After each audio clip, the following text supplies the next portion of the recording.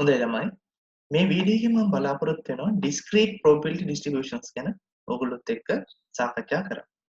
එතකොට දැන් ප්‍රධාන වශයෙන් probability distributions අපි මේ සිලබස් එකට අදාළව කතා කරන probability distributions ට්‍රස් දෙකකට කැඩෙනවා. ඒ තමයි discrete probability distributions සහ continuous probability distributions. එතකොට discrete probability distributions වලට හේතු වෙන්නේ discrete random variables වන අතර continuous probability distributions වලට හේතු වෙන්නේ continuous random variable. හරිද? එතකොට දැන් මේ පළවෙනි section එකේ discrete එකට මේ 3.1 යටතේ මම කතා කරන්න බලාපොරොත්තු වෙන්නේ general concepts. ඒ කියන්නේ පොදුවේ ඕනෑම discrete distribution එකක දකින්න පුළුවන් ලක්ෂණ ගැන තමයි කතා කරන්න බලාපොරොත්තු වෙන්නේ. හේතුව දැන් discrete වල discrete distributions ගත්තාම distributions ගොඩාක් තියෙනවා. එතකොට අපේ syllabus එකේ අපි ප්‍රධාන වශයෙන් කතා කරන්නේ binomial සහ Poisson කියන probability distributions දෙක ගැන විශේෂයෙන්. ඉතින් ඔය කවර වර්ගයක වුණා discrete distribution එකක් නම් ඒකක දකින්න පුළුවන් පොදු ලක්ෂණ ගැන තමයි මේ 3.1 යටතේ general concept වල කතා කරන්න බලාපොරොත්තු වෙන්නේ. හොඳයි අපි බලමු. එතකොට discrete distribution එකක definition එක වගේ තියෙනවා කරුණු දෙකක් fulfill වෙන්න ඕන. ඕනෑම discrete distribution එකකට අදාළ. හරිද? එතකොට දැන් discrete random variable හරහානේ discrete distributions හැදෙන්නේ ගොඩනගන්නේ. ඒතර සාමාන්‍ය discrete random variable එකකට අදාළ ඒ random variable values එන්නේ පූර්ණ සංඛ්‍යා. හරිද? එකිනෙකින් වෙන් වූ පූර්ණ සංඛ්‍යා set එකක් තමයි නිර්මාණය වෙන්නේ random variable එකේ sample space එක විදිහට. නියදී අවකාශයේ විදිහට. හරිද? ඉතින් පොදුවේ ඕනෑම discrete random variable එකකට අදාළ ඒ එන්න පුළුවන් random variable values මම ගත්තොත් එහෙම x කියලා capital X නා random variable එක එයාගේ ඕනෑම sample space එකේ ඕනෑම value එකක් simple x වලින් denote කරන්න පුළුවන්. එහෙම n value ප්‍රමාණයක් තියෙනවා කියලා හිතන්න. හරිද? එතකොට මේ සම්බන්ධයෙන් තමයි මම මේ rule එක define කරලා තියෙන්නේ. එතකොට ඕනෑම discrete distribution එක මෙන්න මේ ලක්ෂණ දෙක තියෙනවා. පළවෙනි ලක්ෂණය තමයි ඕනෑම random variable එකේ value එකකට අදාළව probability එකක් තියෙනවනේ. ඒ probability එක තියෙන්න පුළුවන් බිඳුවත් එකක් කියන ප්‍රාන්තරය තුල. ඒ කියන්නේ ඔයගොල්ලෝ හැමෝම දන්නා පරිදි අර probability value එකකට තියෙන පුළුවන් අවමාගිය බිඳුවයි උපරිමාගිය එකයි. හරිද? ඒක. සියලු probabilities මේ interval එක අතර තියෙනවා. දෙවෙනි කාරණය discrete random variable එක.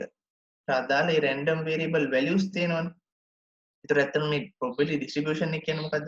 random variable values ඒවැ probabilities එක table එකක් හෝ mathematical function එකක් හෝ graph එකක් හෝ කියන මොනවායි තුන් ආකාරයෙන් එක ආකාරයකට නිරූපණය කිරීමට කියනවා distribution එක කියලා. හරිද?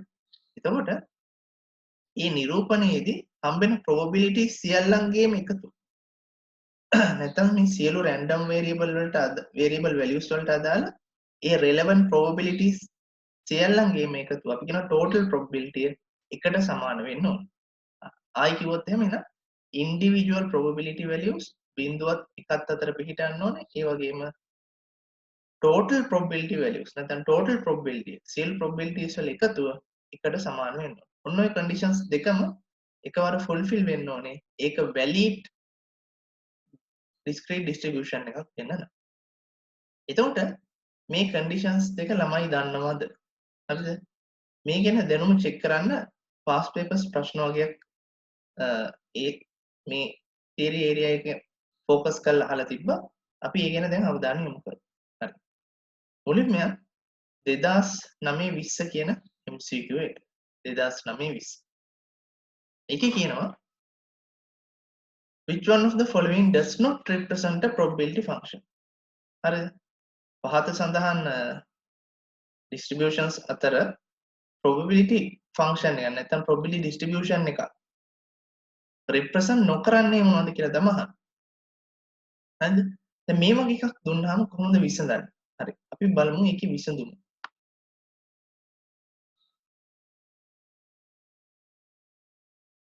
හරි. එතකොට මම 1 by 1 අරන් තිනවා. එතකොට සිම්පල් ඒ වල තියෙන මෙන්න මේ වගේ එකක්. දැන් මෙතන තියෙන ඇත්තටම probability distributions මොනාකාරයි mathematical function එකක් ස්වරූපයක. මම නැවත ප්‍රශ්නෙට ගිහිල්ලා වෙන්නොත් එහෙම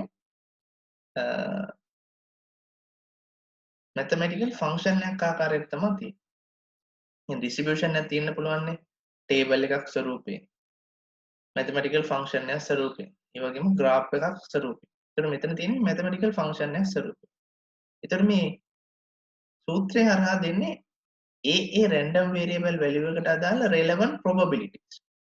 ඒතර distribution එක දකින්න ඕනේ random variable values වගේම ඒ values වලට අදාළ probabilities. ඉතින් probabilities දෙනවා මේ x වෙනුවට අදාළ random variable value එක ආදේශ කළාම මේ relevant probability මේ සූත්‍රය හරහා calculate කරලා දෙනවා.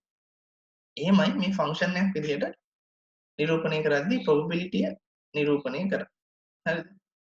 random variable values වෙනම දෙන්න ඕන. හරි. එතකොට මේ පහෙන් මෙන්න මේ conditions දෙක fulfill නොකරන ඒවා ගැන තමයි අහන්නේ. හරිද? හරි. අපි බලමුකෝ 1 by 1. එතකොට පළවෙනියෙන් ගත්තොත් එහෙම ඒකේ කියන random variable values පහ මේවලු. පහක් තියෙනවලු මේවලු. 1 2 3 4 15. ඔය පහට අදාළ probabilities දෙනවලු මෙන්න මේ සූත්‍රය හරහා. ඒ probability ගන්න මොකද කරන්න ඕනේ? relevant random variable value එක x තියෙන තැනට ආදේශ කරන්න තමයි තියෙන්නේ. හරිද? එතකොට අපි පළවෙනි condition එක බලමු. මොකද්ද?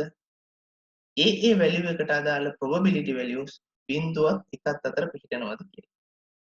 ඒ පහටම ඒ දේ වෙනවා නම් ඊට පස්සේ දෙවෙනි පියවරට යන ඔය පහේම එකතුව එකට සමාන වෙනවද කියලා. ඒ කියන්නේ මේ x වෙනුවට මේ අගයන් පහ ආදේශ කරලා ඉන්න probability value පහේම එකතුව එකට සමාන වෙනවද කියලා බලමු. ඔය දෙකම fulfill කරනවා නම් මේ a යටතේ දීලා තියෙන distribution එක valid distribution එකක් වෙනවා. හරිද? එක තැනකින් හරි fail වීමක් වෙනවා නම් ඒක invalid වෙනවා. එතකොට අපි random variable value එකේ එක වෙද්දි random variable value එක එක වෙද්දි probability ගන්න අපි මේ සූත්‍රයට x සමාන 1 ආදේශ කළාම සමාන 1 විට අපිට probability එන්නේ මොකද්ද? ඍණාංකයක්. හැබැයි probability එකක් තියෙන්න පුළුවන් මොකද්ද? බිංදුවත් එකත් අතර තමයි. එහෙනම් බිංදුවට අඩු වෙන්නේ. ඒ කියන්නේ interval එකට එළියෙන්නේ තියෙන්නේ. එතකොට මෙතන පළවෙනි random variable value එකට අදාළම වැරද්දක් වෙලා තියෙනවා. ඒ කියන්නේ මේ distribution එක valid distribution එකක්.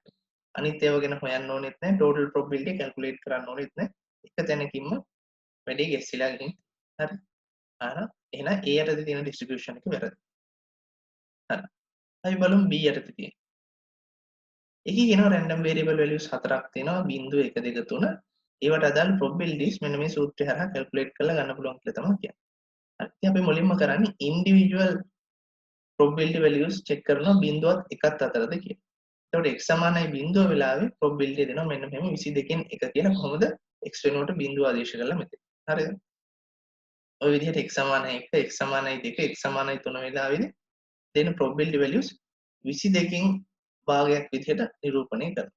මේ හැම භාගයකම ළමයට වඩා හරය ලොකුයිනේ. එහෙනම් ඒ වගේම මේ භාග ධන සංඛ්‍යා. ඉතින් මෙතනින් පැහැදිලිව පේනවා මොකද්ද? මේවා දශම කළාම එන්නේ බිංදුවත් එකත් අතර කියන ඉන්ටර්වල් එකට තමයි මේ අගයන් හතරම වැටෙන්නේ. ඒ කියන්නේ අපේ පළවෙනි ස්ටෙප් එක හරි. ඒ කියන්නේ මේක වැලිඩ් ඩිස්ට්‍රිබියුෂන් එකක් වෙන්න ඕන කරන පළවෙනි කන්ඩිෂන් එක ෆුල්ෆිල් කරලා තියෙනවා. දෙවෙනි කන්ඩිෂන් එක චෙක් කරන්න අපි මොකද කරන්න ඕනේ? Sigma px. ඒ කියන්නේ මේ සියලු probabilities වල එකතු බලන්න ඕනේ එකට සමාන වෙනවද කියලා. ඉතින් 22කින් භාග සෙට් එකක් විදිහට තියෙන මේ හතර එකතු කරලා බලුවාම අවසානයේ එකට සමාන වෙනවා. ඒ කියන්නේ total probability එකට සමානයි දෙවෙනි කන්ඩිෂන් එකත් ඕකේ. එහෙනම් first step එකත් ඕකේ දෙවෙනි step එකත් ඕකේ. conditions දෙකම ඕකේ. එහෙනම් මේක valid distribution එකක් විදිහට ගන්න පුළුවන්. ඊළඟට තුන්වෙනි එකට ගියොත් එහෙනම් මේකේ කියනවා random variables values 6ක් තියෙනවා. බිංදුවේ ඉඳන් 5 දක්වා. 0 1 2 3 4 5. හැබැයි ඔය ඕනෑම value එකකට අදාළව probability වෙන්නේ 5න් එක කියලා තමයි කියන්නේ. ඒ කියන්නේ දැන් කලින් අවස්ථාවල වගේ නෙමෙයි. කලින් අවස්ථාවේ x පදයක් තිබ්බනේ මේ සූත්‍රය තුල. එතකොට රැන්ඩම් වේරියබල් එකේ වැලියු එක මත එයාගේ probability වෙනස් වෙනවා.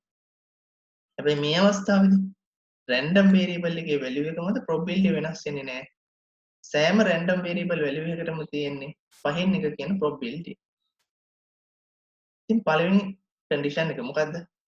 ඉන්ඩිවිජුවල් probability values බිඳුවත් එකත් අතරද පිහිටන්නේ. ඉතින් හැමෝගෙම probability value එක පහෙන් එකනේ. ඒ කියන්නේ 0.2නේ. 0.2 කියන්නේ බිඳුවත් එකත් අතර. එහෙනම් පළවෙනි කන්ඩිෂන් එක ඕකේ. දෙවෙනි කන්ඩිෂන් එක මේ හයේම probabilities වල එකතුව එකට සමාන වෙනවද කියන එක. එතකොට අපිට මොකද කරන්න තියෙන්නේ? total probability calculate කරද්දී sigma px calculate කරද්දී මොකද කරන්න තියෙන්නේ? පහෙන් එකේවා හයක් එකතු කරන්න.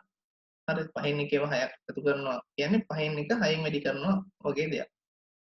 ඒතකොට එන්නේ 6 බෙදීම 5 ඒ කියන්නේ 1.2.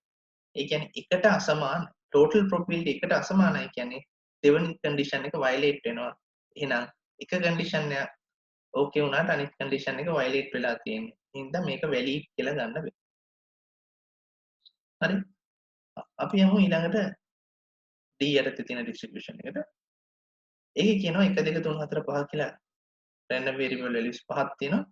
probabilities දෙනවලු මේ සූත්‍රය හරහා. එතකොට x වෙනුවට ඔය random variable values වෙන වෙනම ආදේශ කරලා පහේම probabilities බැලුවම එන්නේ පහෙන් භාග විදිහට පහෙන් එක පහෙන් දෙක පහේ භාග සෙට් එකක් තමයි x සමානයි 5 අවස්ථාවේ 5 බෙදීම 5 කියලා 1 කියලා එනවා. අවුලක් නැහැ බිඳුව සහ 1 ඇතුළත් බිඳුවත් එකත් අතර ප්‍රාන්තරයට නෙවටෙන්න ඕනේ. ඉතින් මේ probability value එක individual probability value එක valid විදිහට ගන්න පුළුවන්. ඒකට පළවෙනි condition එක ඕකේ.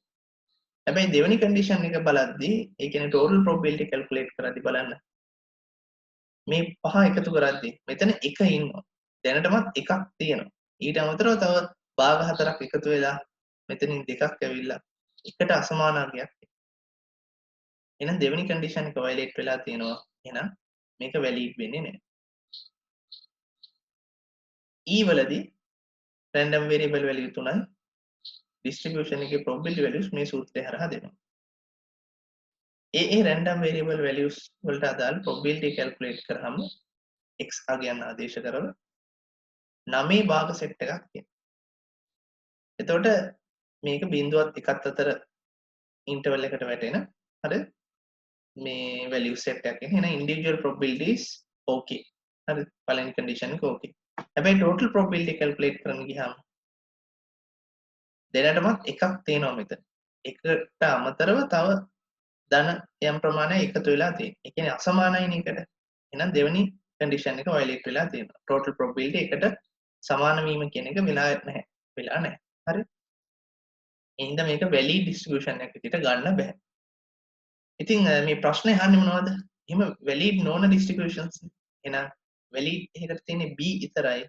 දැන් ඉතුරු හතරම A C D E කියන හතරම අපිට මේ ප්‍රශ්නේ උත්තර විදිහට තෝරන්න පුළුවන්. not represent එහෙනම් උත්තර වෙන්නේ A C D. හරි. අපි බලමු තව ප්‍රශ්නයක්.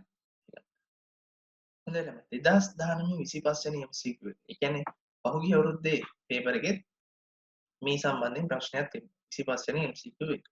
හරිද? එතකොට ඒකේ අහලා තිබ්බා මෙන්න මෙහෙම distributions පහක් දීලා මේවා අතරින් අර කලින් ප්‍රශ්නේ වගේම does not represent a valid probability density function. ඒ කියන්නේ probability distribution එක valid නොවන්නේ මොනවද කියලා තමයි. හරිද? ඉතින් කලින් ගැටලුවේ වගේමයි මේකේ සොළු කිරීම. one by one අර conditions දෙක fulfill වෙනවද කියලා බලලා එහෙම fulfill වෙන්නේ නැති ඒවා තමයි තෝරන්න තියෙන්නේ. හරි. අපි යමු විසඳුමට. විතර පළවෙනි A යටතේ තියෙනවා මෙන්න මෙහෙම distribution එකක්. කොහොමද random variable value පහක් තියෙනවා. ඒ value එකේ probabilities දෙනවලු මේ සූත්‍රය හරහා. එතකොට individual probabilities බැලුවම value පහට අදාළව එන්නේ 25 භාග විදිහට. ඉතින් මේ value ටික ගන්න පුළුවන් බිඳුවත් එකත් අතර ප්‍රාන්තරයේ ඉන්නවයි කියලා. එහෙනම් පළවෙනි condition එක okay. සියලු probability value වල එකතුව ගත්තාම total probability calculate කරාම අවසානයේ එනවා එකට සමාන. උත්තර එක විදිහට එනවා. ඒ කියන්නේ දෙවෙනි condition එකත් okay. එහෙනම් මේ A යටතේ තියෙන valid probability distribution B යටතේ තියෙන එකට ගියොත් එහෙම random variable value 5යි ඒවේ probabilities දෙනවා මේ සූත්‍රය හරහා. හරිද? එතකොට ඒ value එකට අදාළ probabilities calculate කරාම එන්නේ 15 භාග විදියට. එතකොට මෙතන මේවා බිඳුවත් එකත් අතර ප්‍රාන්තරයේ පිහිටන value. එහෙනම් පළවෙනි condition එක okay. ඊළඟට සියලු probability value වල එකතුව ගත්තාම ඒක එකට සමාන වෙනවා. හරිද? ඒ නිසා conditions දෙකම okay.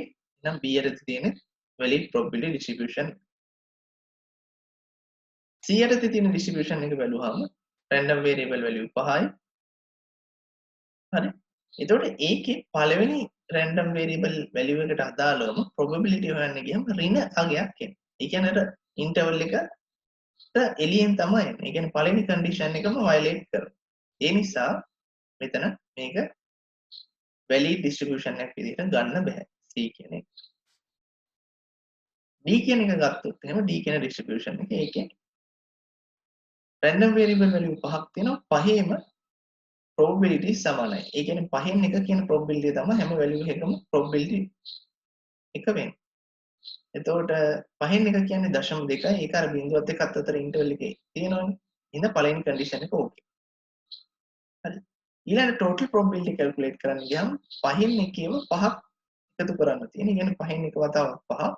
ඒ කියන්නේ එකට සමාන වෙනවා. දෙවෙනි condition එකත් okay. එහෙනම් මේක valid distribution එකක්. E යටතේ තියෙන distribution එක ගත්තොත් එහෙනම් random variable value 5යි ඊට අදාළ probabilities දෙනවා මෙන්න මේ සූත්‍රය හරහා. individual probabilities calculate කරලා බැලුවහම 15 භාග විදිහට තමයි. එතකොට මේක අර බිඳුවත් එකත් අතර පිහිටනවා. මේ හැම probability value එකක්ම. එහෙනම් පළවෙනි condition එක okay. total probability සියලු probabilities වල එකතු calculate කරලා බැලුවහම මේක එකට සමාන වෙනවා. එහෙනම් දෙවෙනි condition එකත් okay. ඒ කියන්නේ මේක valid distribution එකක්. එයනෝ මේ පහෙන් හතරක්ම වැලිඩ් වෙනවා එකයි ඉන්වැලිඩ් වෙන්නේ. ඒක තමයි උත්තරේ විදිහට අහන්නේ. එහෙනම් උත්තරේ වෙන්නේ C.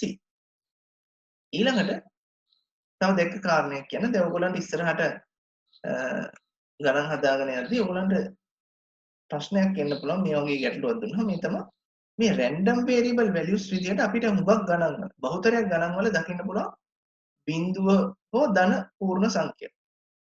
බිඳුවත් සමග ධන පූර්ණ සංඛ්‍යා තමයි දකින්න පුළුවන්.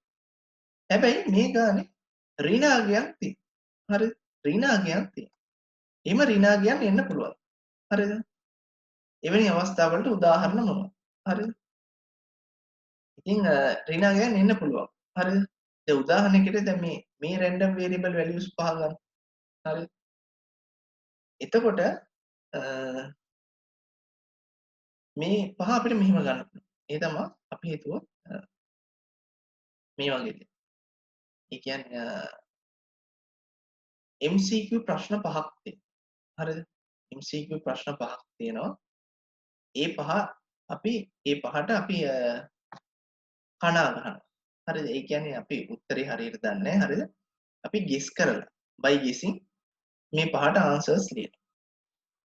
ඒ පහ අතරින් නිවැරදි උත්තර ගන්න නැත්නම් නිවැරදි වූ ප්‍රශ්න ගණන හරි ගිය ප්‍රශ්න ගන්න කවුන්ට් කළොත් එහෙම කියලා ගත්තොත් එහෙම එතකොට එහෙම ගන්න පුළුවන්. එතකොට එතන බිඳුව කියලා ඉන්න ඕනේ. පහම වැරදි නම් බිඳුව නැත්නම් 1ක් 2ක් 3ක් 4ක් 5ක් පහම හරි. මේ වගේ අවස්ථාවක මේ වගේ වැලියු එන්න පුළුවන්.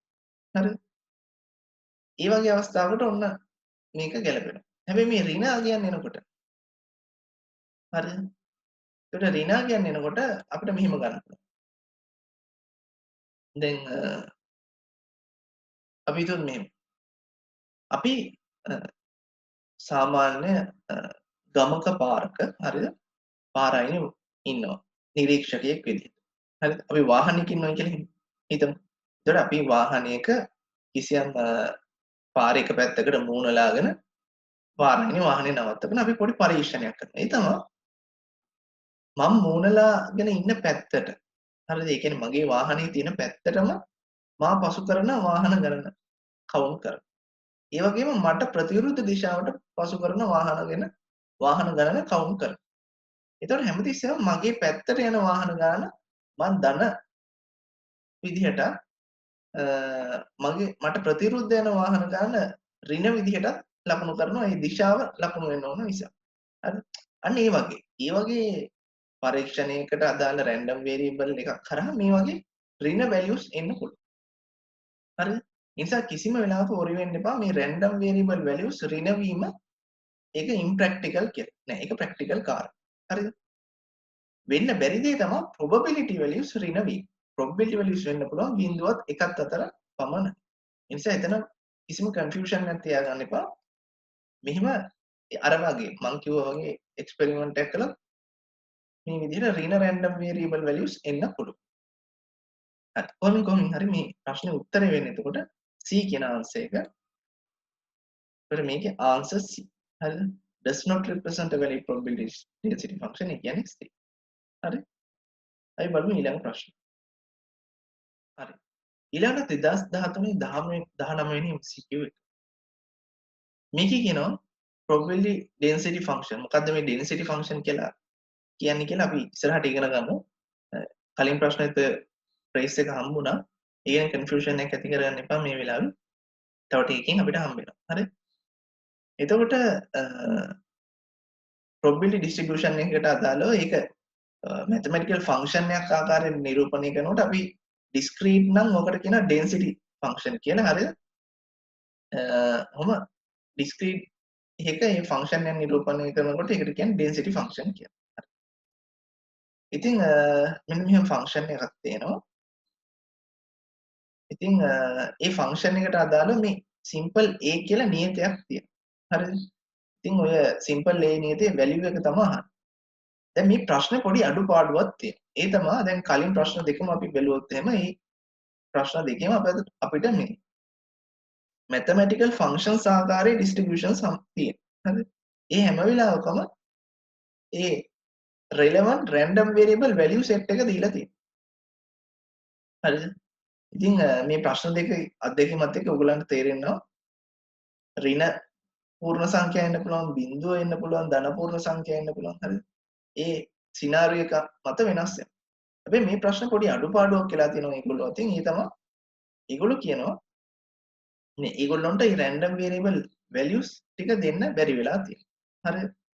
ඒතකොට මේ ප්‍රශ්නේ තියෙන අඩුපාඩුව. හරිද? ඉතින් මෙතෙන්දි මම උපකල්පනයක් සහිතව මේ වගේ ප්‍රශ්නයක් නිවැරදිව ඇහුවොත් එහෙම කිසියම් රැන්ඩම් වේරියබල් සෙට් එකක් වැලියු සෙට් එකක් එක දුන් දීලා ඒව හොයන්න දුන්නොත් ඒ කියන්නේ ඒ අසම්පූර්ණ බව සම්පූර්ණ කරලා 2020 දී MCQ එකක් ආව කොහොමද මෝන දෙන්නේ කියන අත්දැකීම ලබා දෙන්න මම කිසියම් උපකල්පනයක් සහිතව මේ ප්‍රශ්නේ විසඳලා තියෙනවා.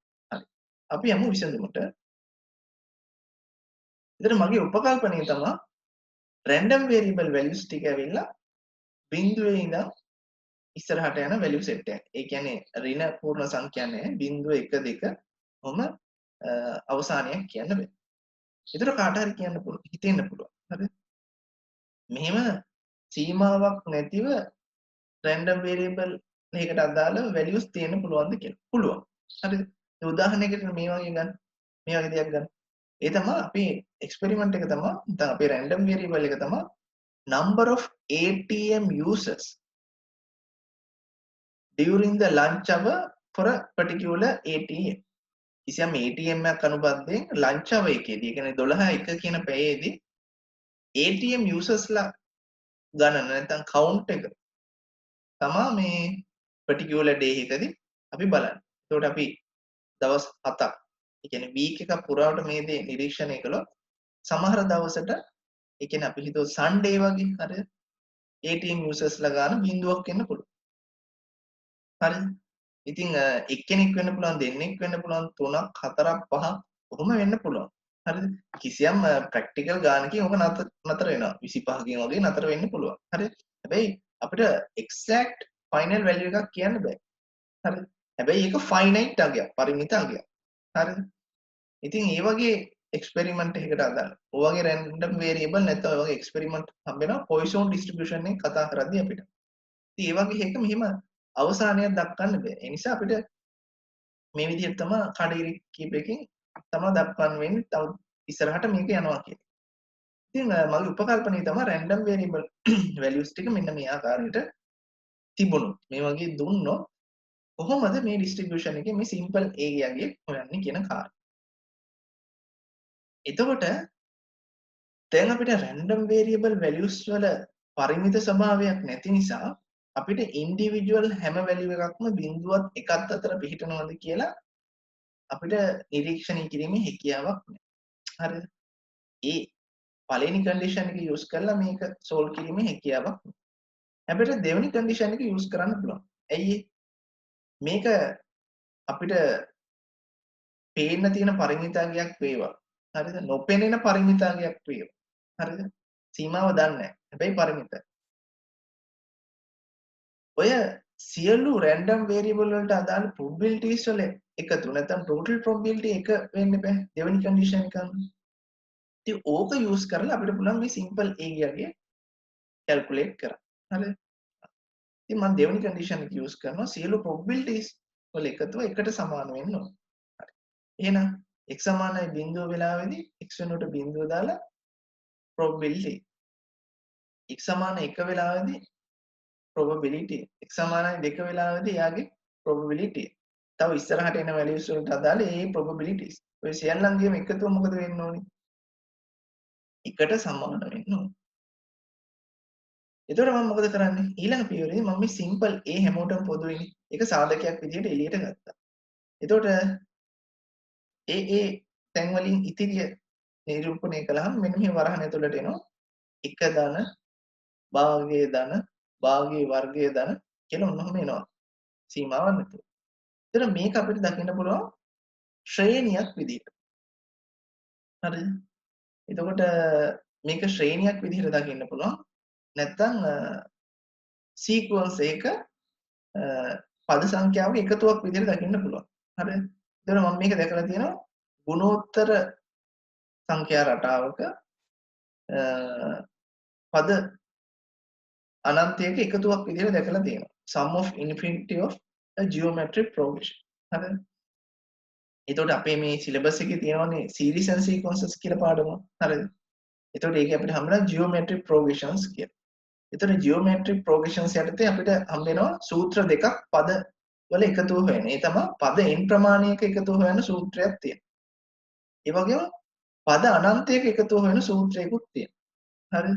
එතකොට දැන් මේකේ අවසානයක් අපි දකින්නේ නැති හින්දා අපි හිතනවා මේක අනන්තය දක්වා එකතු වෙනවයි කියලා. එහෙම අනන්තයට යන්නේ නැහැ කිසියම් පරිමිතකයකදී නතර වෙනවා. නමුත් අපිට අවසානයක් කියන්න බෑනේ. හරිද? ඒ නිසා. එතකොට ඒ සූත්‍රය තමයි මේ පද අනන්තයක එකතු වෙන සූත්‍රය තමයි A බෙදීම එක ඍණ R කියන එක. ඉතින් A කියන එකෙන් අදහස් කරන්නේ පළවෙනි පදය. R කියන එකෙන් අදහස් කරන්නේ common ratio පොදු අනුපාතය. එතකොට මේ බලන්න එක පදයකින් ඊළඟ පදයට යද්දි භාගය ගානේ තමයි වැඩි වෙවි යන්නේ. හරිද? එතකොට common ratio එක භාගය. එතකොට මෙන්න මේ දත්ත මේ සූත්‍රයට ආදේශ කළා මේ සංගල වරහන තුලින් නිරූපිත ඒ ඓක්‍ය ගන්න පුළුවන් මේ සූත්‍රය හරහා. එතකොට A වෙනුවට 1 R වෙනුවට භාගය ආදේශ කළාම මෙහෙම ආදේශ වෙනවා. වෙලා අවසානයේ එනවා මෙතන වම් පැත්තෙන් දෙකක් A කියන එක. එයනු A ගේ උත්තරය වෙන්නේ භාගය කියන එක. හරිද? A ගේ උත්තරය කියන්නේ භාගය කියන එක. එතකොට මං කරපු උපකල්පනය මත පදනම් වෙලා තමයි මේ සිම්පල් A ගියාගේ හෙව්වේ. හරිද? ඒතර මෙතෙන්දි මම බලාපොරොත්තු වෙන්නේ මේ වගේ අර ගානේ තියෙන අඩුපාඩුව ඒගොල්ලෝ හදලා 2020 ඒ වගේ MCQ එකක් දුන්නොත් කොහොමද ෆේස් කරන්නේ? කොහොමද සෝල්ව් කරන්නේ? හරිද? ඒ කියන්නේ එක්ස්පීරියන්ස් එකක් දෙන්න තමයි මම මේ ගාන විසඳුවේ. නැත්තම් මේ ගාන මට අත්හැරලා යන්න තිබ්බා. ඒකයි. හරි. එතකොට දැන් ඒගොල්ලෝ මේ ප්‍රශ්නේ දීලා තියෙන උත්තරේ තමයි සිම්පල් A කියන එක. හරිද? මේ අඩුපාඩු සහිතවත් ඒගොල්ලෝ උත්තරේ වෙලා තියෙන්නේ 3න් 4යි කියන එක. හරිද? ඒක ඉතින් ටිකක් අවුල්. ඒ කියන්නේ දැන් මේක බොහොම පහසුවෙන් බිඳින්න පුළුවන් මේක වැරදි අගයක් කියලා හේතුව දැන් ඒ වෙනුවට 3න් 4 දැම්මොත් පිටින් 3න් 4 ඉන්නවා. හරිද? ඇතුලේ ඊට හැපතින් ඉන්නවා භාගේ කිසියම් x බලයක්. ඔය රැන්ඩම් වේරියබල් එකේ අගේ බිඳුව වුණොත් මොකද වෙන්නේ? x සමානයි බිඳුව ආදේශනවා භාගේ බිඳුවනි ඵලෙ 1 එනවා. එන 3න් 4 වතාවක් 1 x සමානයි බිඳුව අවස්ථාවේ probability එක කීයද? 3න් 4 වතාවක් 1. ඒ කියන්නේ 4 බෙදීම 3. ඒ කියන්නේ 1.33. ඒක probability value එකක් වෙනවද ළමයි? නෑනේ. x සමානයි 0 වුණ ගමන් මේක violate වෙනවා. හරිද? ඉතින් ඒකයි. ඉතින් එහෙම x සමානයි 0 ආදේශ කළාම ප්‍රතික්ෂේප කරන්න පුළුවන්. ඒව ප්‍රතික්ෂේප කරන්න පුළුවන්. ඔය එකට වඩා වැඩි අගයන් සියල්ලම ප්‍රතික්ෂේප කරන්න පුළුවන්. c ව ප්‍රතික්ෂේප කරන්න පුළුවන්. ඊළඟට e ව ප්‍රතික්ෂේප කරන්න පුළුවන්. a පැත්තෙන් ගත්තොත් ace ප්‍රතික්ෂේප වෙනවා. හරිද? ඊළඟට bd නේ ඉතුරු වෙන්නේ. හරිද? ඒගොල්ලෝ උත්තරේ විදිහට ලකුණු කරලා තියෙන්නේ simple a. හරිද? ඉතුරු හතරම ප්‍රතික්ෂේප කරනවා. හරිද? ඉතින් simple a ප්‍රතික්ෂේප වෙනවා. ඒක තමයි මම කිව්වේ. දැන් bd ඉතුරු වෙනවනේ එහෙනම්. හරිද? bd ගෙත් යම් අවස්ථාවකදී මේක ෆේල් වෙනවා. උදාහරණයකට 4න් 3 දැම්මොත් එහෙම 4න් 3 වතාවක් භාගයේ x වෙනි බලය. හරිද? ඉතින් ඔය 4න් 3 කියන්නේ මොකද්ද? 0.75 කියන එකනේ. එතකොට අර total probability calculate කරද්දී x සමානයි 0 අවස්ථාවේ probability එන්නේ මොකද්ද? probability වල මේ random variable වල එක 0 එනකොට මෙතන එන්නේ භාගයේ 0 නිබල 1යි. එතන 4න් 3 කියන්නේ 0.75. හරිද? ඊළඟට x සමාන 1 වෙද්දී භාගයක් එනවා. ඒ අනුව x සමාන 1 වෙද්දී probability එන්නේ 8න් 3යි. 4න් 3 වැඩි කිරීම භාගය කියන්නේ 8න් 3යි. එතනින් එන දශම සංඛ්‍යාව කීයද? 108 ඒවා කීයද? 24. ඒ කියන්නේ 0.3යි ගාණක් එන්නේ. හරිද? 24යි 60ට 8 වරක් 7යි 4කට 56යි. මොන 0.3යි 7යි ඔහොම එන්නේ. ඒකට අතන 0.75යි මෙතන 0.3යි 7යි කියන්නේ ආයි එකට එක පන්නනවා. ඒ කියන්නේ සම් එක පද දෙකක් එකතු කරද්දිම එක පන්නනවා. එතකොට Aට 4න් 3 එන්න මේ Bට ඒ අවස්ථාවට සිම්පල් Aට අදාළව මේ 4න් 3 කියන වැලියු එක වැරදි එහෙම. ඉතින් ඔන්නෝම ප්‍රතික්ෂේප කරන්න පුළුවන්. හරිද? ඉතින් ඒ සියල්ලටම හේතුව මොකද්ද? මෙන්න මේ random variable values ටික නොදීම. හරිද? ඉතින් ඒ අතින් මම අර උපකල්පනය කරලා අර විදිහට සුළු කරා. අපි යමු ඊළඟ ප්‍රශ්නයට. හරි. 2009 8 වෙනි MCQ එක. ඒකේ කියනවා probability distribution එකක් x කියන random variable එකට අදාළව මෙන්න මෙහෙම නිරූපණය කරලා තියෙනවලු. mathematical function එකක් ආකාරයට. ඉතින් මේකේ මෙතෙන්දි තහන්නේ simple a ගේ අගය මොකක්ද කියලා තමයි. හරිද? අපි යමු විසඳුමට. එතකොට මේ probability distribution එකේ random variable values තියෙනවා 100ක්. එකේ ඉඳන් 100 දක්වා පූර්ණ සංඛ්‍යා ටික තමයි random variable values වෙන්නේ. හරිද? එතකොට x කියන්නේ random variable එක එයාගේ k values. හරිද? ඒ කියන්නේ k values තියෙනවා මෙතන අපිට එකේ ඉඳන් 100 දක්වා දකින්න පුළුවන්. එකේ ඉඳන් 99ක් දක්වා values වලට අදාළ probability දෙනවලු මෙන්න මේ සූත්‍රය හරහා. random variable value එක 100 වෙනකොට එහි probability simple a. ඔය එකේ ඉඳන් 100ට අමතර වෙනත් ඕනෑම k අගයකදී ඒ කියන්නේ වෙනත් ඍණාගයන් මේවා 101 102 ඒ වගේ අගයන් වලදී probability 0 වෙනවා. ඒ කියන්නේ එහෙම අගයන් පැවතිය නොහැක. කියන අදහස තමයි උතන කියන්නේ. probability 0 වීම හරහා. එතකොට අර කලින් ගානේ වගේම මේ ගානේදී මම පාවිච්චි කරන්නේ මොකද්ද? සියලු probability value වල එකතුව එකට සමාන වේ යුතුයි. කියන condition එක. දෙවෙනි condition එක. හරිද? එහෙනම් අපිට ගන්න පුළුවන් මෙහෙම. px අගයන් සියල්ලන්ගේම එකතුව සිග්මා එහෙම වැලියු කීයක් තියෙනවද? එකේ ඉඳන් 100 දක්වා random variable value වලට අදාළ එහෙම වැලියු 100ක් තියෙනවා. එහෙනම් ওই 100ම එකතුව එකට සමාන විය යුතුයි. එතකොට අපිට ඉතින් මෙහෙම ප්‍රසාරණය කරලා ගන්න පුළුවන්. x සමාන 1 විට වැලියු එක, x සමාන 2 විට වැලියු එක කොහොම ගිහින් අවසානයේ x සමාන 99 විට වැලියු එක, x සමානයි 100 විට වැලියු එක කියලා මොම අරගෙන ওই සියල්ලන්ගෙන් එකතු එකට සමානයි. x එකේ ඉඳන් 99 දක්වා ටික වෙනම සලකන්න පුළුවන්. මොකද එයාලගේ probabilities දෙන්නේ මේ සූත්‍රය හරහානේ. ඒක ගන්නවා එකේ ඉඳන් 99 දක්වා probability වල එකතු.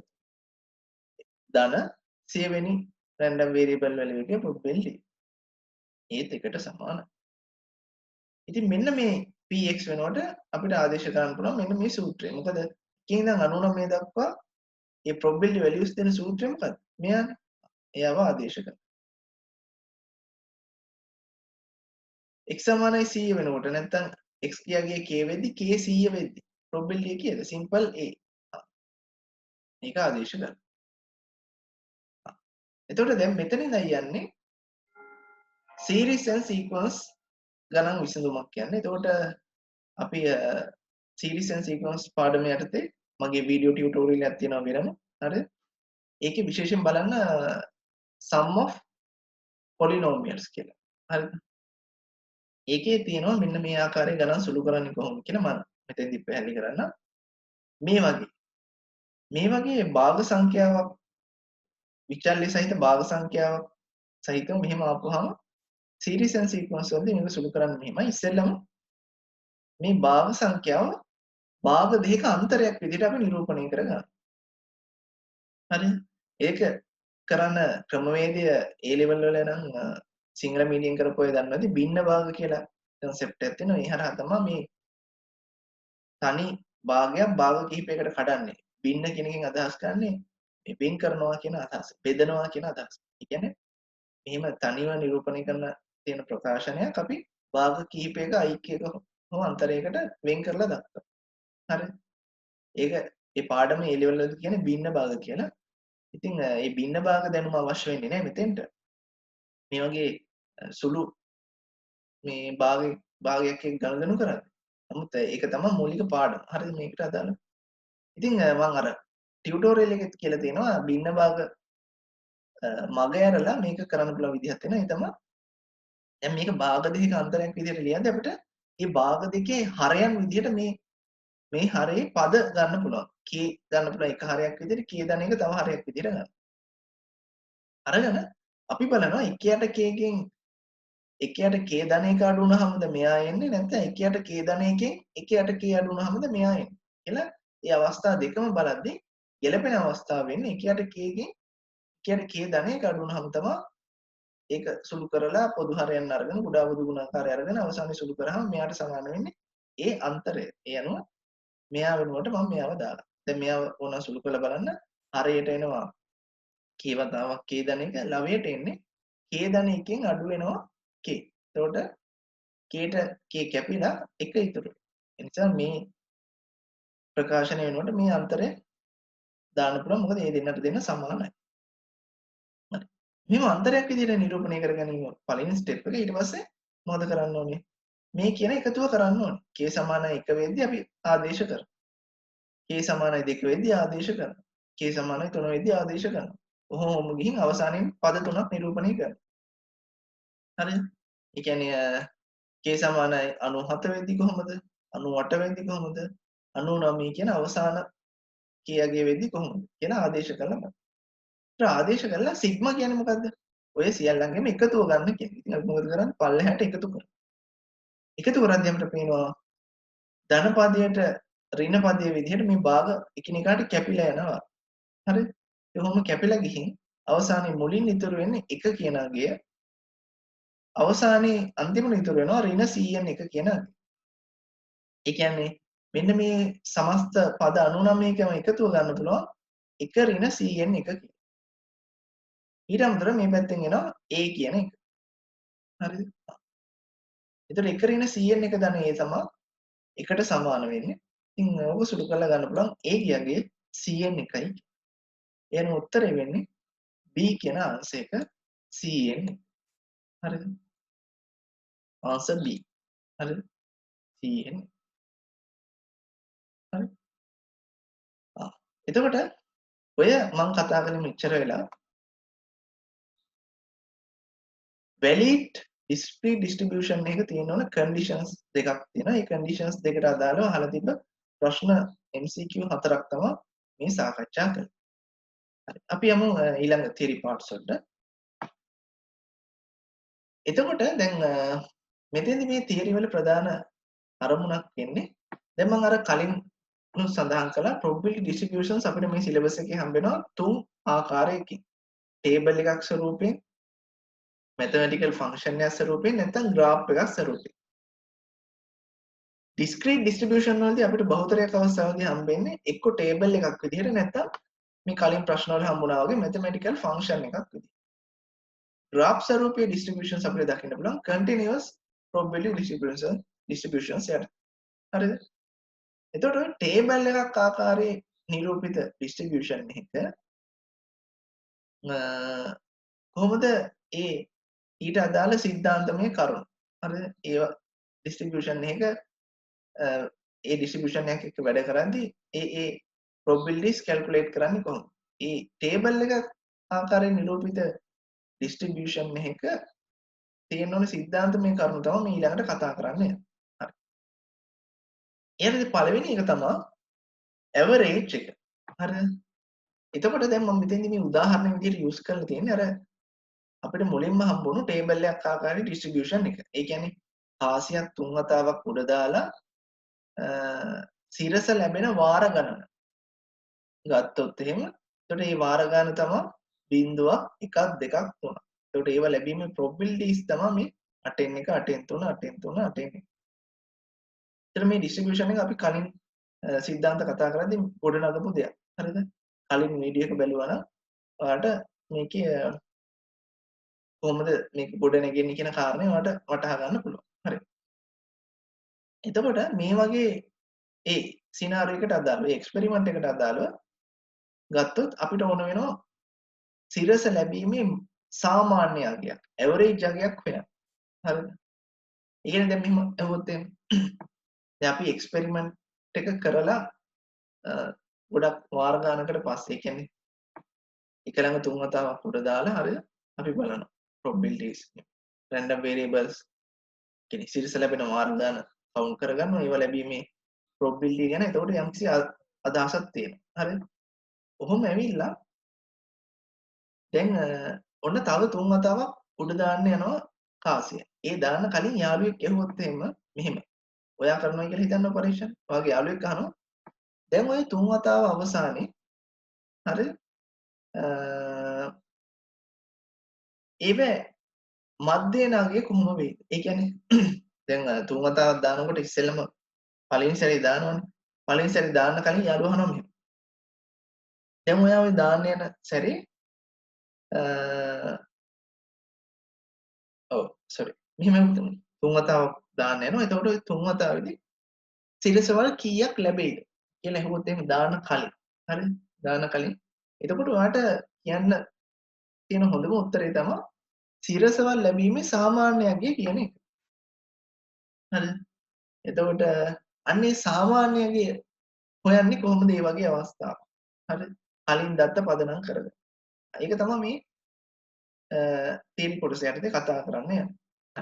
ඔය ඇවරේජ් එක නැත්තම් සාමාන්‍ය අගය ඇවරේජ් කියනවා නැත්තම් මීන් එක කියලා කියනවා.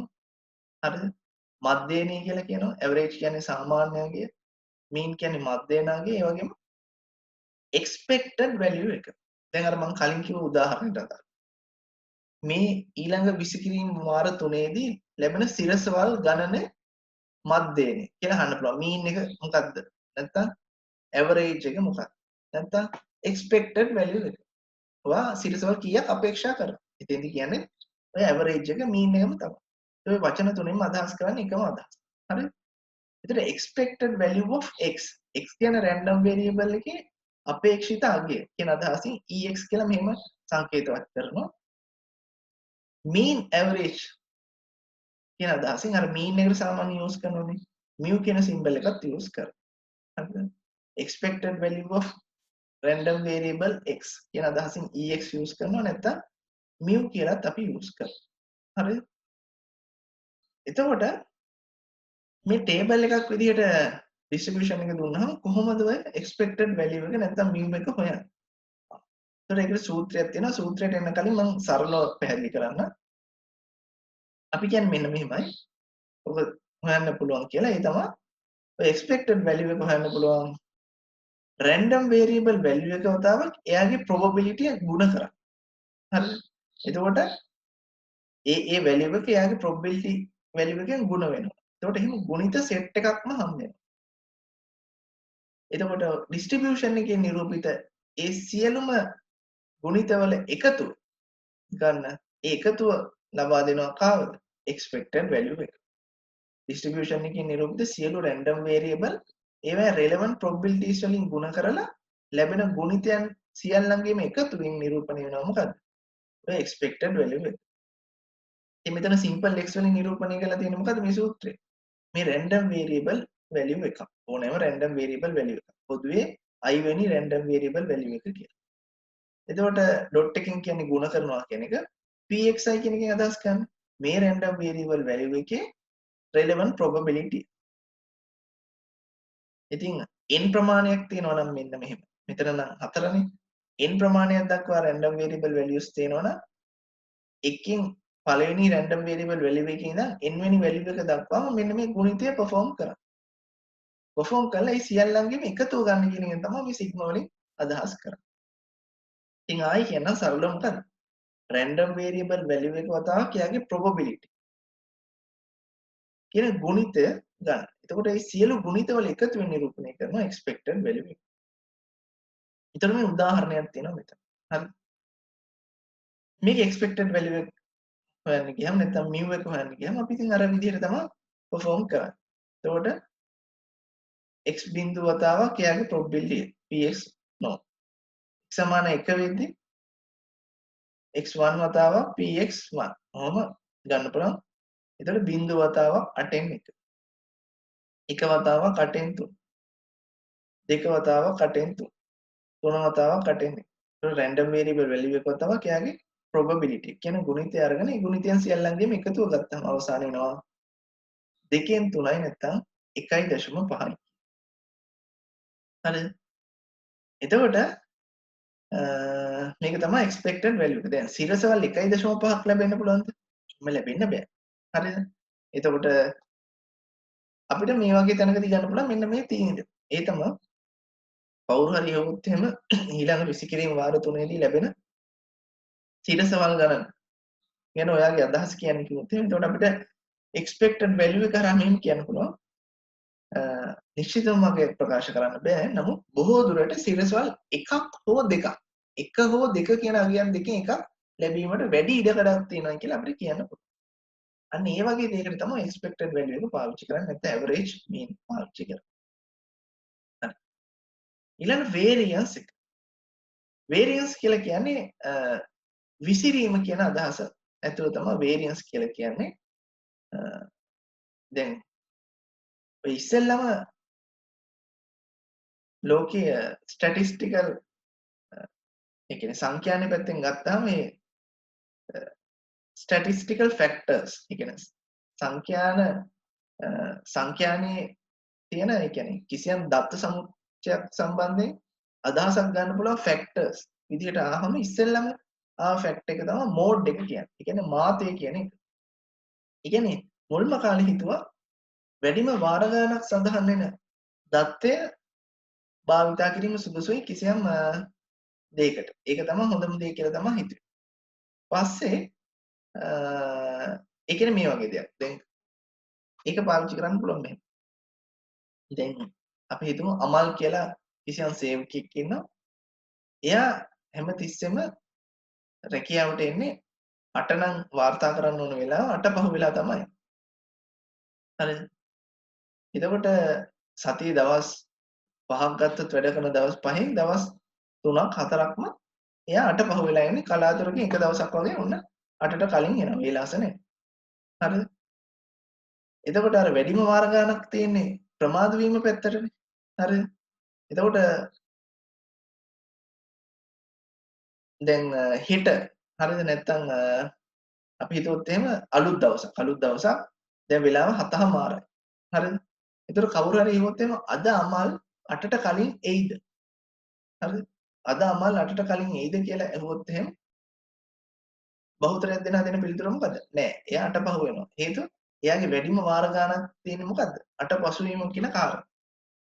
එතකොට තීන්දුව తీරන ගැනීමේදී මුලින්ම ඔය මාතාගිය නැත්තම් මෝඩ් එක මත තමයි පදනම් වුනේ බහුතරයක් දෙනවා. හැබැයි ඕකේ තියෙන දුර්වලතා පදනම් කරගෙන කට්ටිය මොකද කළේ? තමයි මැතමැටිෂියන්ලා ඔය ඇවරේජ් කියන කාරණේ හොයාගත්තා. ඒ කියන්නේ සාමාන්‍යයගේ කියන එක. ඒ අනුව සාමාන්‍යයගේ හොඳම ස්ටැටිස්ටිකල් ෆැක්ට් එක විදිහට කාලයක් පැවතුණා. දැන් ඒක නරක් වෙන්නේ කොහොමද? එතන ඒකේ තියෙන අඩුපාඩුකම් මොනවද? ඒ ගැන මම උදාහරණයක් කියන්න මෙහෙම. දැන් ඔයගොල්ලෝ හැමෝම ක්‍රිකට් මැචස් බලලා තියෙනවනේ. හරිද? එතකොට ගත්තොත් එහෙම දැන් අපේ අවුරුදු 10ක විතර කලින් හරිද? අපේ හොඳම බැට්ස්මන් කවුද? සනත් ජයසූරිය. ඉන්දියාව පැත්තේ සචින් ටෙන්ඩුල්කර්. හරිද? ඒතර ඔය දෙන්නා තමයි ප්‍රධාන පිතිකරුවෝ විදිහට ලංකාවේ ඉන්දියාවේ ටීම් දෙකේ හිටියේ.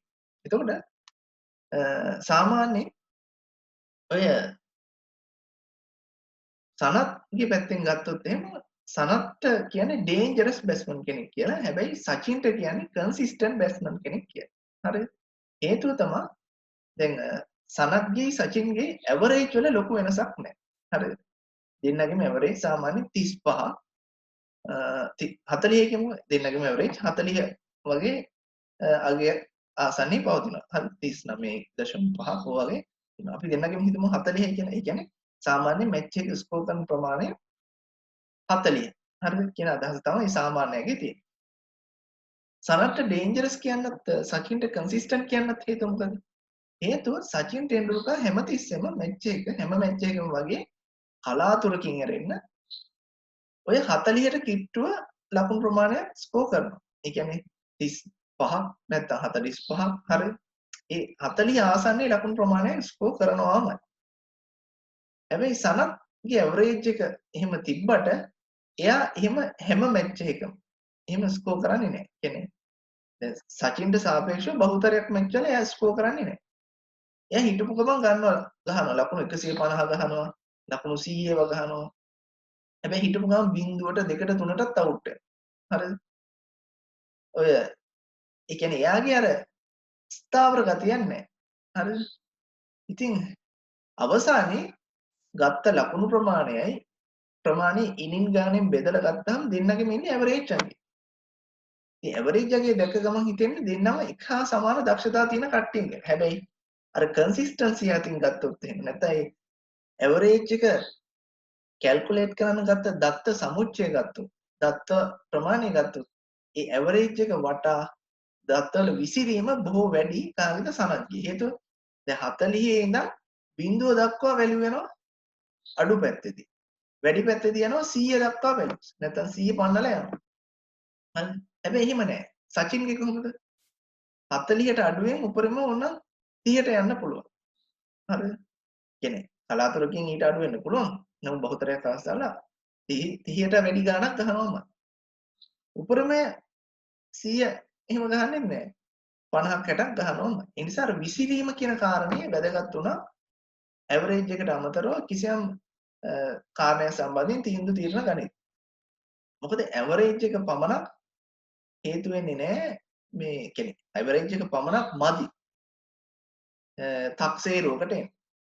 හොඳම උදාහරණේ සචින් ටෙන්ඩුල්කර් සහ සනත් ජයසූරිය. ඒකයි සනත් ඩේන්ජරස් කියලා කියන්නේ.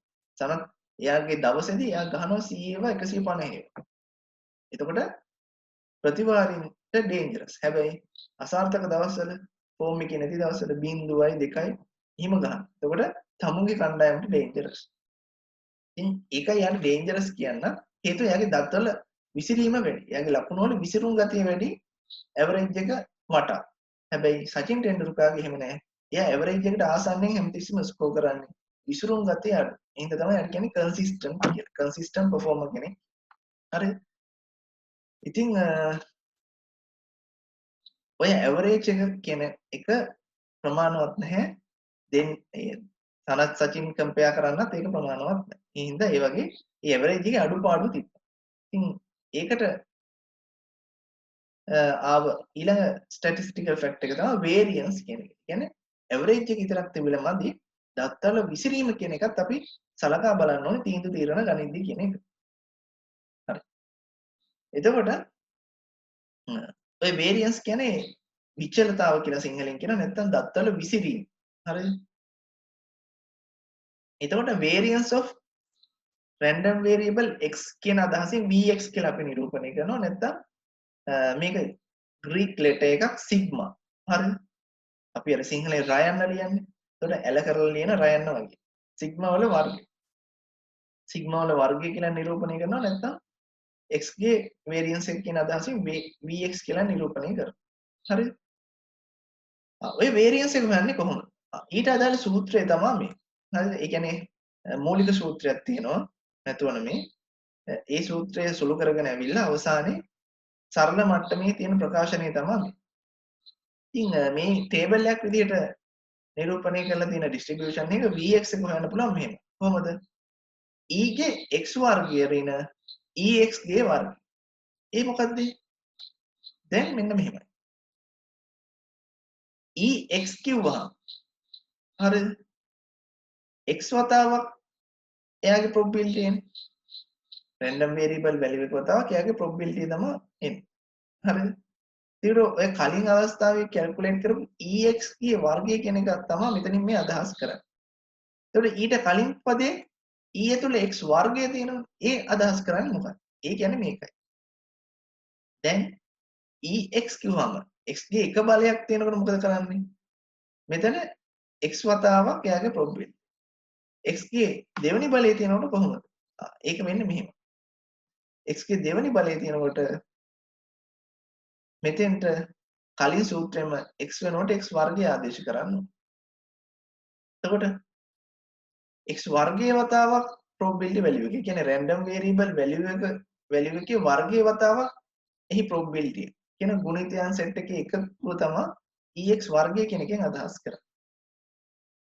වර්ග නොකර තනි random variable value එක එයාගේ probability එකෙන් ගුණ කරලා එන ගුණිත සෙට් එකේ එකතුව කියන එක තමයි ex කියන එකෙන් නිරූපණය කරන්නේ. ඉතින් අන්න එහෙම එන ex ගේ වර්ගය තමයි මෙතෙන්ට ආදේශ කරන්න ඕනේ. වෙනමම හොයාගන්න ex වර්ගය මෙතෙන්ට ආදේශ කරන්න ඕනේ. ඒතකොට ඉතින් මේ ගණන් වල සාමාන්‍යයෙන් කලින් පියවරකදී expected value එක අහලා තමයි පසු පියවරකදී variance එක අහන්නේ. ඒතකොට variance එක අහන අවස්ථාව එනකොට අපි expected value එක already calculate කරලා තියෙනවා. හරිද? ගණන් දෙනකොට එන්නේ එහෙමයි. හරි? හරි. ඉතින් දැන් මෙතෙන්දී variance එක calculate කරන්න ගියාම අර distribution එකට අදාළව දැන් already expected value එක තියෙනවා අපි ගාව. එහෙනම් අපි calculate කරන්න ඕනේ දැන් ex වර්ගය කියන එක මේ සූත්‍රයට ආදේශ කරා. ඉතින් ex වර්ගය calculate කරන්න මොකද කරන්න තියෙන්නේ? කලින් අවස්ථාවේ වගේ නෙමෙයි කොහොමද random variable value එක වර්ග කරමින් තමයි එයාගේ probability එක ගුණ කරන්න ඕනේ. ඒක බිඳුවේ වර්ගයේ වතාවක් 8 එන්නේ. එකේ වර්ගයේ වතාවක් 8න් 3. දෙකේ වර්ගයේ වතාවක් 8න් 3. තුනේ වර්ගයේ වතාවක් 8න්. එහෙනම් සොලු කරලා අවසානයේ එනවා 3යි කියලා. ඒතර ex වර්ගය 3යි. ex ආව අපිට 2න් 3යි කියලා. ඉතින් ඔන්න ඔය අංගයන් දෙක අපි ආදේශ කරනවා අර vx ට අදාළ සූත්‍රයට. මෙන්න මේ සූත්‍රයට. ආදේශ කරලා අපිට හොයාගන්න පුළුවන් කීයද? 0.75 කියලා. ඒ කියන්නේ variance එක යගේ මේ distribution එක අනුපන්දෙන් කීයද? 0.75. හරි? ඔහොම තමයි variance එක හොයන්නේ. ඒතකොට variance එකට අදාළ සූත්‍රය තමයි මේ. හරි? ඒතකොට එතෙන්දී ඔය ex වර්ගය කියලා පදයක් එනවා. ඒ වගේ අවස්ථාවක මෙන්න මේ විදිහට හොයන්නේ කොහොමද? random variable value එකේ වර්ගයේ වතාවක් එහිම probability කියන ගුණිතය ගන්නවා. එතකොට මේ වර්ග මේ probabilities වලින් වැඩි වෙලා ඒ ගුණිත සෙට් එක එකතුව තමයි ඔය ex වර්ගය කියන එකෙන් අදහස් කරන්නේ. ඊළඟට එනවා තව statistical fact එකක්. ඒ තමයි standard deviation. හරිද? ඒතර standard deviation අපි නිරූපණය කරන්නේ sigma වලින්. variance sigma වර්ගය වෙද්දී standard deviation නිරූපණය කරන්නේ sigma වලින්. එහෙනම් හිතෙන්න පුළුවන් අරකේ මූලය නේද කියලා. ඔව්. standard deviation කියන්නේ ඕනෑම අවස්ථාවක. හරිද? දැන් සාමාන්‍ය මේ ලබා දෙන සූත්‍ර ප්‍රධාන වශයෙන් මේ expected value එක හොයන සූත්‍රය සහ variance එක හොයන සූත්‍රය distribution එකෙන් distribution එකට වෙනස් වෙනවා. දැන් මේ table ස්වරූපයේ distribution වලට අදාළව තමයි මම මෙතෙන්දී මෙහිම කතා කරන්නේ. හැබැයි binomial Poisson කියලා ඊළඟට කතා කරන special discrete distribution වලදී ඒවට ආවේනික සූත්‍ර තියෙනවා. binomial වලදී expected value එක variance එක හොයන සූත්‍ර, Poisson වලදී වෙනම සූත්‍ර එහෙම තියෙනවා. හැබැයි ඔය ඕනම distribution එකක standard deviation එක හොයන විදිය වෙනස් වෙන්නේ නැහැ. ඕනෑම තැනක standard deviation එක කියලා කියන්නේ යම් ක්‍රමවේදයකට අනුව variance එක ඔයා හොයා ගන්නවද එහි ධන වර්ගමූලය තමයි හැමතැනම standard deviation එක වෙන්නේ. එහෙනම් මෙතෙන්දි variance එක කියන්නේ මොකද්ද?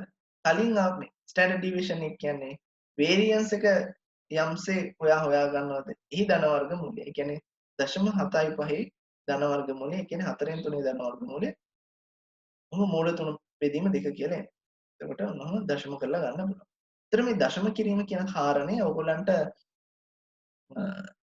මෙහෙමයි. දැන් non programmable calculators use කිරීම allow කරලා දුන්නොත් එහෙම paper එකේ ඔයාලට අවුලක් නැහැ.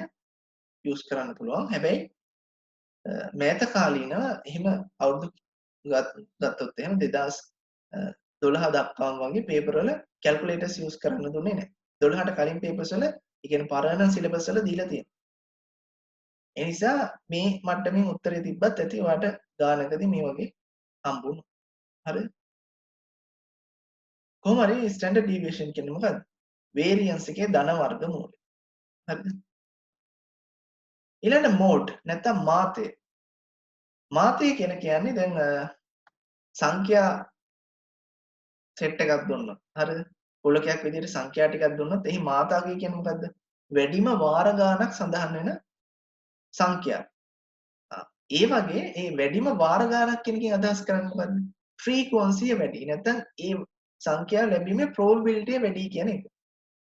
ඉතින් ටේබල් එකක් විදිහට ඩිස්ට්‍රිබියුෂන් එක දුන්නා මෝඩ් කියන එකෙන් අදහස් කරන්නේ වැඩිම probability එකක් තියෙන random variable value එක. ඒතර මේ ඩිස්ට්‍රිබියුෂන් එක දිහා බැලුවහම එහෙම values දෙකක් තියෙනවා. ඒ කියන්නේ මාතා අගයන් දෙකක් තියෙනවා. 1 සහ 2 කියන අගයන් දෙකම එහෙනම් මේ එක්සැම්පල් එකට අදාළ modes වෙනවා. ඉතින් mod x කියලා කියන්නේ මොකද්ද? x කියන random variable එක mod අගය කියන්නේ මොකද්ද? simple x value with highest probability. ඒ කියන්නේ කිසියම් ඒ random variable එක මොකද්ද? වැඩිම probability සහිත. වැඩිම probability සහිත random variable එකට තමයි mod එක කියලා කියන්නේ. හරි. ඔය statistical factors ඔක්කොම කතා කළේ මොනවා සම්බන්ධයෙන්? මෙන්න මේ table එකක් විදිහට probability distribution එකක් දුන්නොත් ඒවට අදාළ සූත්‍ර ටික තමයි ඔය කතා කරන්නේ. example සහිත. හරිද? එතකොට expected value, average, mean නැත්තම් ඒ තුනෙන්ම අදහස් කරන EX එක නැත්තම් mu එක හොයන්නේ කොහොමද? variance එක VX එක නැත්තම් sigma වර්ගය හොයන්නේ කොහොමද? standard deviation එක හොයන්නේ කොහොමද? මේක නම් මම කිව්වා table වලට මාවෙන එක නෑ ඕනම තැනක VX ගේ ධන වර්ගමූලය තමයි sigma. හරි. ඕනම තැනක mode එක කියන්නේ මොකද්ද? මේ distribution වලට අදාළ. highest probability එකට. හරි. highest probability සහිත random variable value එකට තමයි mode එක කියලා කියන්නේ. mode එක හොයන්නේ කොහොමද කියලා මම කතා කරා. ඊළඟට අපිට ඉතුරු වෙලා තියෙනවා මෙන්න මේක. ඒ තමයි properties of EX and VX. ඒ කියන්නේ expected value එකේ සහ variance එකේ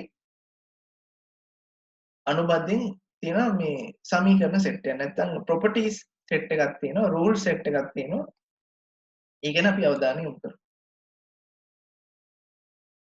එතකොට දැන් ඔයගලන්ට ගණන් හම්බෙනවා ඉස්සරහට හදාගෙන යද්දි මෙන්න මෙහෙම. ඒ තමයි මෙන්න මේ සූත්‍රය හරහා EX ගන්න බෑ. දැන් මේ අපි ලිව්වේ EX ට සූත්‍රයක් මෙතන. ඒ වගේ EX ට VX ට අදාළව සූත්‍ර දෙනවා. හරිද? ඒ ඩිස්ට්‍රිබියුෂන් එකට අදාළව යම් ඩිස්ට්‍රිබියුෂන් වල මෙහෙම තියෙනවා කියලා දෙනවා. හරිද? ඒ වගේ අවස්ථාවක මෙන්න මේ සුළු කිරීම කරන්න පුළුවන් කියලා තමයි මේ ප්‍රොපර්ටිස් හරහා මම මේ හඳුන්වලා දෙන්නේ. ඒ කියන්නේ E එක x කියන්නේ random variable value නැතුව මොනවා නියත අගයක් තිබ්බොත් එහෙම නියත අගයක expected value එක හොයන්න ගියොත් කියන්නේ නියත කියන්නේ වෙනස් වෙන්නේ නැහැ කියන එක. එහෙනම් හැමතිස්සෙම එම අගය නෙන්න ඕනේ. ඒකට ඒ අගයම තමයි නියතයේ expected අගය එම අගයමයි. එතකොට variance කියන්නේ මොකද්ද? වෙනස් වීම කියන එකනේ. එතකොට හැමතිස්සෙම එකම අගයක් තියෙනවා නම් නියතය සම්බන්ධයෙන් වෙනස් වීමක් තියෙනවද? variance එක විචලතාවයක් තියෙනවද? නැහැ. එහෙනම් නියතයක් අනුබන්ධයෙන් variance එක කීයද? බිඳුවයි. හරි. නියතයක් වතාවක් x කියන්නේ මෙතන random variable value එක. හරිද? එතකොට නියතයක් වතාවක් x කියලා තිබ්බොත් එහෙම නියතේ එළියට ගන්න පුළුවන් expected value එකේදී නියතේ එලෙසම ගන්න පුළුවන්. variance එකේදී නියතේ එළියට එන්නේ කොහොමද? නියතය වර්ග වෙලා තමයි එළියට එන්නේ. හරිද? කම්පෙයාර් කරලා බලන්න. expected value එකේදී ඒක නිකම්ම එළියට ඇවිල්ලා මෙතෙන්දී ඒ වර්ගය වෙලා තමයි එළියට ඇවිල්ලා තියෙන්නේ. මෙන්න මේ වගේ ප්‍රකාශනයක් තවදුරටත් සරල කරනකොට අපිට මෙන්න මෙහෙම කරන්න පුළුවන්. ඒ තමයි ධන ලකුණෙන් වෙන් වෙලා තියෙන පද වලට වෙන වෙනම expected value එක apply කරන්න පුළුවන්. එතකොට EAX කියලා පදයක් එනවා, EB කියලා පදයක් එනවා. දැන් EB කියන්නේ මොකද්ද? B කියන්නේ නියතයන්නේ. එතකොට B ගේ E අගය කියන්නේ B-මයි. AX ගේ E අගය ගන්න පුළුවන් ඒ වතාවක් EX ගේ. හැබැයි මෙතෙන්දී variance එක ගනිද්දී එතෙන්දී ධන ලකුණෙන් වෙන වෙන පද දෙකට වෙන වෙනම variance apply කරන්න පුළුවන්. එතකොට VAX කියන එක කෙරෙනවා කොහොමද? A වර්ගයේ වතාවක් BX කියන.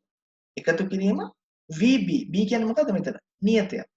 නියතයක හැමතිස්සෙම variance අගය කීයද? බිඳුවයි.